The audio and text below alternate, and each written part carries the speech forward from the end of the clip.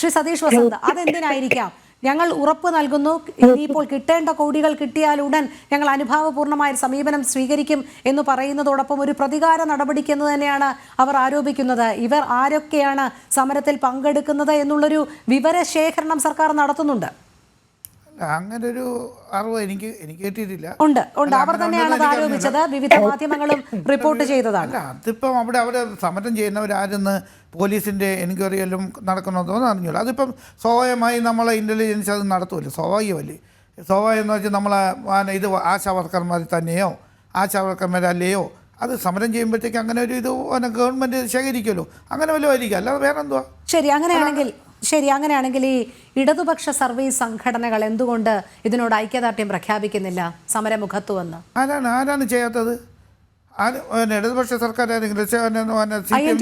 സാന്നിധ്യം അവിടെ ഉണ്ടോ? അല്ല, ഏത് INTUCയുടെ സാന്നിധ്യം അവിടെ ഉണ്ടോ?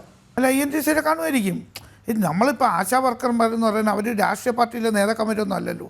അവരെന്ന് പറയുന്നത് ആശാ വർക്കർമാർ അവർ ഒരു രാഷ്ട്രീയ പാർട്ടികളത് അല്ലാതെ സ്വതന്ത്ര സംഘടനയിലാണ് അവർ സമരം ചെയ്യുന്നത്. മിനിയൊക്കെ ഉള്ളതെന്ന് വെച്ചാൽ സ്വന്തം അവർ പറഞ്ഞല്ലോ, നമുക്ക് കേന്ദ്ര ഗവൺമെൻറ്റിൽ നിന്നോ അല്ലെങ്കിൽ നമ്മൾ പാർലമെൻറ്റിൽ മാർച്ച് നടത്തിയിട്ടുണ്ട്, നമ്മൾ സ്റ്റേറ്റ് ഗവൺമെൻറ് മാർച്ച് നടത്തിയിട്ടുണ്ട്. നമുക്ക് സംസ്ഥാനത്തു നിന്നോ കേന്ദ്രത്തിൽ നിന്നോ കിട്ടാനുള്ള എല്ലാം വാങ്ങിച്ചെടുക്കേണ്ടത് നമ്മുടെ ഒരു ആവശ്യമാണ്. അതിന് കേന്ദ്ര ഭരിക്കുന്ന പാർട്ടിക്കാരും അതുപോലെ തന്നെ സംസ്ഥാനം ഭരിക്കുന്ന പാർട്ടിക്കാരും പ്രതിപക്ഷം എല്ലാവരും കൂടി ചേർന്ന് നമുക്കത് വാങ്ങിച്ചു തരണമെന്നാണ് അവർ പറയുന്നത്. അവരൊരിക്കലും ഈ ഗവൺമെൻറ്റിനെ കുറ്റം പറയുന്നതല്ല, നമുക്ക് കൂട്ടേണ്ട സ്ഥലം നമുക്കൊരു പരിമിതിയുണ്ട്. അതാണ് പറഞ്ഞത്. ധനകാര്യം ഇപ്പം ആരോഗ്യമന്ത്രി ധനകാര്യ സ്ഥാപനത്തിലേക്ക് അവർ അയച്ചിട്ടുണ്ട്, ഇത് നമുക്ക് ആശാ വർക്കർമാർക്കുള്ള ഓണറേയും കൂട്ടണമെന്നും പറഞ്ഞുകൊണ്ട്. അപ്പം അത് ധനകാര്യ ഇതും കൂടി നമുക്ക് വരണ്ടേ, അനുകൂലമായിട്ട് വരണ്ടേ. അപ്പം നമുക്ക് ഇപ്പം ധനകാര്യമന്ത്രിക്ക് കൂട്ടാനുള്ള ഒരു സംവിധാനവും ഇല്ല. അങ്ങനെയാണെങ്കിൽ തന്നെ ഇപ്പോഴത്തെ ബഡ്ജറ്റിൽ നിങ്ങൾക്കറിയാമോ 1600 എന്നുള്ള ഇതിൽ നമ്മൾ 200 രൂപയെങ്കിലും കൂട്ടിയേനെ. അങ്ങനെ 200 രൂപ കൂട്ടിയെങ്കിൽ എന്താണ് പറയുന്നത്? ഇത് ബഡ്ജറ്റ് അവതരിപ്പിച്ച ധനകാര്യമന്ത്രി എന്ന് പറയുന്നത് അടുത്ത നിയമസഭാ തെരഞ്ഞെടുപ്പിൻ്റെ മുന്നോടിയായി കൂട്ടി നിങ്ങൾ പറയും. ഇപ്പം അതല്ല, അദ്ദേഹം ഇപ്പോൾ അവതരിപ്പിച്ചതെന്ന് വെച്ചാൽ എക്സാക്റ്റ് ഒരു ഇതാണ് നമ്മൾ ഇന്നത്തെ ധനസ്ഥിതി വെച്ചിട്ടുള്ള ഒരു ബഡ്ജറ്റാണ് ധനകാര്യമന്ത്രി അവതരിപ്പിച്ചിട്ടുള്ളത്. അപ്പോൾ നമുക്ക് അതിനൊരു പരിമിതിയുണ്ട്. അപ്പം ആ പരിമിതി നിന്നുകൊണ്ട് നമുക്ക് ചെയ്യാനുള്ള എല്ലാം ഗവൺമെൻറ് ചെയ്യും, 100% ചെയ്യും. ശരി, അങ്ങനെയാണെങ്കിൽ എന്തുകൊണ്ട് ആശാ വർക്കർമാരോട് ഐക്യദാർഢ്യം പ്രകടിപ്പിക്കാൻ സംസ്ഥാന സർക്കാരിൻ്റെ ഭാഗത്തു നിന്ന് ഒരു പ്രതിനിധിയെങ്കിലും എത്താത്തത്? അല്ല, അത് പക്ഷേ നമുക്ക് സമരം ആരോഗ്യമന്ത്രിയായിട്ട് ഇവർ 5ാമത്തെ ദിവസം ഒരു ചർച്ചയ്ക്ക് വിളിച്ചിരുന്നല്ലോ. അപ്പോൾ ഇന്ന പ്രശ്നങ്ങളുണ്ട്, അത് പരിഹരിച്ചതിന് ശേഷം നമുക്ക് ചെയ്യാമെന്ന് പറഞ്ഞിട്ടുണ്ടായിരുന്നു. ആരാണ് ഇല്ലയെന്ന് പറഞ്ഞാൽ? ആരോഗ്യമന്ത്രിയും ഇവരുമായിട്ട് സംസാരിച്ചിട്ടില്ലേ? ആര് പറഞ്ഞില്ലാന്ന്? ആരോഗ്യമന്ത്രിയുമായി സംസാരിച്ചു, അത് അവരുടെ ആവശ്യമായിരുന്നു. സമരസമിതിയുടെ ആവശ്യം സംസാരിച്ചു എന്നേ ഉള്ളൂ, അതിന് യാതൊരു തുടർ നടപടിയും ഉണ്ടായിട്ടില്ല. അല്ല, നടപടി ഞാൻ പറഞ്ഞില്ലേ, ഒരു ആരോഗ്യമന്ത്രിക്ക് മാത്രം എടുക്കേണ്ട ഒരു സംവിധാനമല്ല. ഒരു ഹോസ്പിറ്റലിൽ നടക്കുന്ന കാര്യങ്ങളാണെങ്കിൽ ആരോഗ്യമന്ത്രിക്ക് മാത്രം മതം. ആരോഗ്യമന്ത്രി ധനകാര്യമന്ത്രിയായിട്ട് സംസാരിക്കണം, ധനകാര്യമന്ത്രി ആരോഗ്യമന്ത്രിയായിട്ട് മുഖ്യമന്ത്രിയായിട്ട് ധരിപ്പിച്ച് അതിനുള്ള ഫണ്ട് നമുക്ക് എവിടെ നിന്ന് എടുക്കണം. ഇതൊക്കെ കുറച്ച് ഒരു കാലതാമസം ഉണ്ട് രോഹിണി. അതിനുള്ള സംവിധാനം ചെയ്തുകൊണ്ടിരിക്കുകയാണ്. ശരി, അതെന്തായാലും നമ്മൾ കാണേണ്ടത് തന്നെയാണ്. കാരണം ശുപാർശ കത്തുകൾ ഇങ്ങനെ മാറി മാറി കൊടുക്കുന്നു, റിപ്പോർട്ടുകൾ തേടുന്നു. ഇതൊരു പതിവ് പല്ലവി തന്നെയാണ്. ശ്രീമതി ടി.പി. സിന്ധു, നമുക്കറിയാം കേരളത്തിൻ്റെ ആരോഗ്യ മേഖലയെ സംബന്ധിച്ചിടത്തോളം ആശാ വർക്കർമാരുടെ സംഭാവന എന്താണ് എന്നുള്ളത്. കോവിഡ് കാലത്തും നിപ്പ പ്രതിരോധ മാർഗങ്ങളിലുമൊക്കെ എന്തിന് ഈ കുഞ്ഞു കുട്ടികൾക്കുള്ള പൾസ് പോളിയോ വിതരണം അടക്കമുള്ള തുള്ളി മരുന്നുകളുടെ വിതരണത്തിൽ പോലും അവർ വഹിക്കുന്ന ആ സ്വാധീനം, സാന്നിധ്യമൊക്കെ അങ്ങേയറ്റം വലുതാണ്.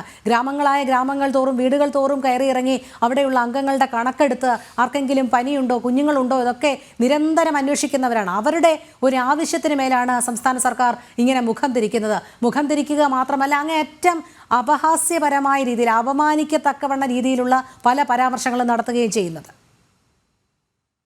രോഹിണി, ശരിയാണ്. ഈ ആശാ വർക്കർമാരെ ഞാൻ ആലോചിക്കാറുണ്ട്. ഈ ഒരു ആശാ വർക്കറോട് അവർ ശ്രദ്ധിക്കുന്ന വാർഡിലെ എന്തെങ്കിലും ഒരു വിവരം, ഒരു വീടിനെ കുറിച്ച് അല്ലെങ്കിൽ എന്തെങ്കിലും ഒരു കാര്യം ആ വാർഡിനെ കുറിച്ച് അറിയണമെങ്കിൽ ഈ ഒരു ആശാ വർക്കറോട് ചോദിച്ചാൽ മതി, വളരെ കൃത്യമായിട്ട്. അതുപോലെ തന്നെ നമ്മുടെ വേസ്റ്റ് മാനേജ്മെന്റ് ഹരിതകർമ്മസേനയില്ലേ, അതിൽ പ്രവർത്തിക്കുന്നവര്, സ്ത്രീകൾ ഉൾപ്പെടെയുള്ളവര്, ഇവരോടൊക്കെ ചോദിച്ചാല് വളരെ കൃത്യമായിട്ട് ആ വാർഡിന്റെ പൾസ് നമുക്ക് പറഞ്ഞു തരും എന്നുള്ളതാണ്. കാരണം അവർ അത്രയും ഡെഡിക്കേറ്റഡ് ആയിട്ട് ആ വാർഡിൽ അവരൊരു വീട്ടിൽ എത്ര തവണ പോകുന്നു എന്നുള്ളത് സത്യത്തില് അത്രയും കയറി പോകേണ്ട ആവശ്യമുണ്ട് പല കാര്യങ്ങളിലായിട്ട്. കോവിഡിന്റെ ഒക്കെ കാലഘട്ടത്തിൽ അവർ നിരന്തരം നമ്മളൊക്കെ ഭയന്ന് വീട്ടിലിരിക്കുമ്പോഴും ഇവർ ഫീൽഡിലായിരുന്നു. അതുകൊണ്ടാണ് നരേന്ദ്രമോദി അവരെ അനുമോദിച്ചത്, അത്രയധികം അപ്രീഷിയേറ്റ് ചെയ്തു അവരെ. ആ രീതിയിൽ വരെ ഇറങ്ങി പ്രവർത്തിക്കുന്ന ഇവരുടെ ഈ ഒരു ആവശ്യം ഇതൊരു വലിയ ആവശ്യമാണെന്നൊന്നും ഞാൻ വിചാരിക്കുന്നില്ല.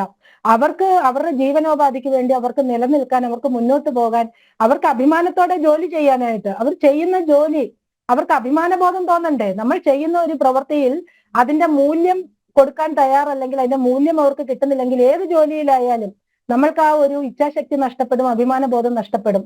ആ ഒരു അവസ്ഥയിലാണ് അവർക്ക് ആ അഭിമാനബോധം ഉണ്ടാകാൻ, അവർക്ക് ആ ഇച്ഛാശക്തി കൂടാൻ ഈ പ്രവർത്തനം അവർ കൂടുതൽ കാര്യക്ഷമമായിട്ട് ചെയ്യും. അവർക്ക് ഇവർ പറയുന്ന ഡിമാൻഡുകൾ ഒന്ന് അംഗീകരിച്ചു കൊടുത്താൽ ഇവർ ഇതിന്റെ 100 ഇരട്ടി വാർഡിൽ അവർ പ്രവർത്തിക്കും എന്നുള്ള കാര്യത്തിൽ നമുക്ക് യാതൊരു സംശയവുമില്ല. അത്രയധികം അടിസ്ഥാന മേഖലയിൽ പ്രവർത്തിക്കുന്നവരാണ് ഇവർ.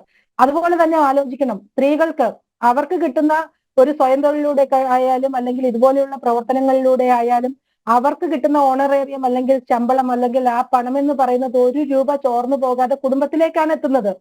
ഒരു പുരുഷന്റെ കയ്യിൽ കിട്ടുന്ന, അവന് ഏത് ജോലി എടുത്താലും കിട്ടുന്നത് 1000 രൂപയാണെങ്കിൽ 600 രൂപ എത്തുമ്പോൾ ബാക്കി 400 രൂപ സ്വന്തം ചെലവുകൾക്കും മറ്റും പോകുമ്പോൾ ഒരു സ്ത്രീക്കാണ് 1000 രൂപ കിട്ടുന്നതെങ്കിൽ അത് 1000 ആയിട്ട് തന്നെ അവരുടെ കുടുംബത്തെത്തും. 1 രൂപ ചെലവാക്കില്ല. അങ്ങനെ കുടുംബത്തിന്റെ നട്ടെല്ലായിട്ടാണ് ഇവർ പ്രവർത്തിക്കുന്നത്. കുടുംബത്തിന്റെ കൂടി സമൂഹത്തിന്റെ നട്ടെല്ലാവുമ്പോൾ അവർ ഓരോ കുടുംബത്തിന്റെയും കൂടി നട്ടെല്ലായിട്ട് പ്രവർത്തിക്കുന്ന സ്ത്രീകളാണ്. അപ്പൊ അവരെ കണ്ടില്ല എന്ന് നടിക്കാൻ നമുക്ക് സാധിക്കുമോ? ഇപ്പൊ എന്തും മാറ്റിവെച്ച് എന്താവശ്യങ്ങളും സംസ്ഥാനം കടക്കണിയിലാണ്. നമുക്കറിയാം, കേരളം രക്ഷപ്പെട്ടു വരാൻ ബുദ്ധിമുട്ടായി. കേന്ദ്രം കോടിക്കണക്കിന് രൂപ കൊടുത്തെന്ന് പറഞ്ഞാലും രക്ഷപ്പെടാൻ പറ്റാത്ത രീതിയിൽ മുടിപ്പിച്ചിട്ടിരിക്കുകയാണ് മാറി മാറി വന്ന ഗവൺമെന്റുകൾ കേരളത്തെ. ഇവിടെ ഒന്നുമില്ല. ഇവിടെ ആകെ നമുക്ക് റവന്യൂ ഉള്ളത്, ടാക്സ് പോലും ഭരിക്കുന്നില്ല. ഞാൻ പറഞ്ഞില്ലേ, ആകെ അബ്കാരിയിൽ നിന്നും ലോട്ടറിയിൽ നിന്നും ഒക്കെ കിട്ടുന്ന ആ റവന്യൂ വെച്ചിട്ടാണ് കേരളം മുന്നോട്ട് പോകുന്നത്. ഇത് എത്ര നാൾ? ഇത് ഇങ്ങനെ നമ്മൾ വറചട്ടിയിൽ നിന്ന് എരുതിയിലേക്ക് എന്ന് പറയുന്ന രീതിയിൽ കേരളം എത്തി നിൽക്കുകയാണ്, മുങ്ങാൻ കുഴിയിട്ടുകൊണ്ടിരിക്കുകയാണ്. അതുകൊണ്ട് ഇതെല്ലാം പരിഹരിച്ചതിന് ശേഷം ആശാ വർക്കർമാരുടെ പ്രശ്നം പരിഹരിക്കാമെന്ന് പറയുന്നതിൽ ഒരു ലോജിക്കുമില്ല. അതിനു മുമ്പായി പ്രശ്നം 1 എന്ന് കണക്കാക്കിക്കൊണ്ട് ആദ്യം പരിഹരിക്കേണ്ടതാണ് എന്ന് കണക്കാക്കിക്കൊണ്ട് അവരുടെ പ്രശ്നത്തോട് അനുഭാവപൂർവമായിട്ടുള്ള ഒരു പ്രതികരണം ഇനിയെങ്കിലും ഈ സംസ്ഥാന ഗവൺമെന്റ് ഉടനടി നടത്തണം. ഇപ്പൊ ഇത് കേന്ദ്രത്തിനെതിരെയുള്ള സമരമാണെങ്കിൽ വേറെ ഒന്നും നോക്കില്ല. ശ്രീമാൻ പിണറായി വിജയൻ പോക്കറ്റിൽ നിന്ന് ഫ്ലൈറ്റ് ചാർജിന് ടിക്കറ്റ് കൊടുത്ത് ഇവരെ ഡൽഹിക്ക് പറഞ്ഞു വിടുവായിരുന്നു.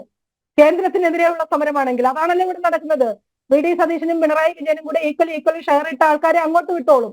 പക്ഷെ ഇവിടെ സ്വന്തം സർക്കാരിനെതിരെ ഒരു കാര്യം വന്നപ്പോൾ അങ്ങോട്ടൊന്ന് തിരിഞ്ഞു നോക്കാൻ, ഒരു അഭിപ്രായം പറയാൻ പോലും മുഖ്യമന്ത്രിയോ മന്ത്രിമാരോ തയ്യാറാവുന്നില്ല എന്നുള്ള ഗതികേടിലാണ് കേരളം.